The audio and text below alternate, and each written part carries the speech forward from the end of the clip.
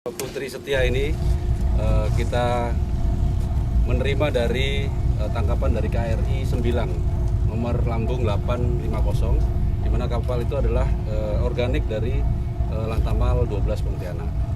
Sekarang beroperasi di bawah Armabar, dalam hal ini Gus Purla.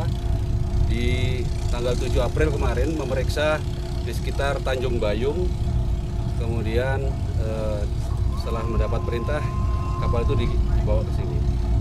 Kesalahannya adalah yang kita diduga kapal itu melaksanakan pelayaran di luar trek, ya, di luar trek. Seharusnya dari daerah Pegatan di Kalimantan Timur menuju Jambi, tetapi dia berada di utara. Dan kebetulan muatannya adalah rotan.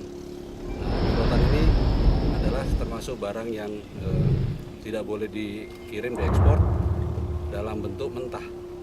Karena posisinya sudah di utara, indikasinya dia akan dikirim menuju Malaysia.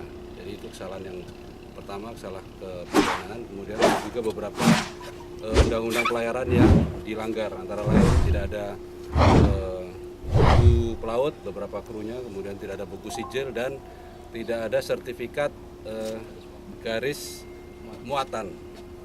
Untuk itu kapal dibawa ke sini dan kita dari Lantamal 12 menerima perintah dari Armabar, dalam ini Gus Purla, untuk memproses dan selanjutnya ditingkatkan dalam penyidikan.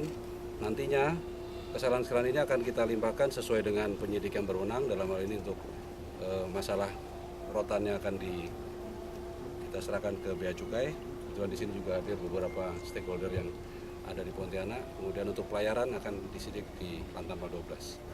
Demikian, terima kasih.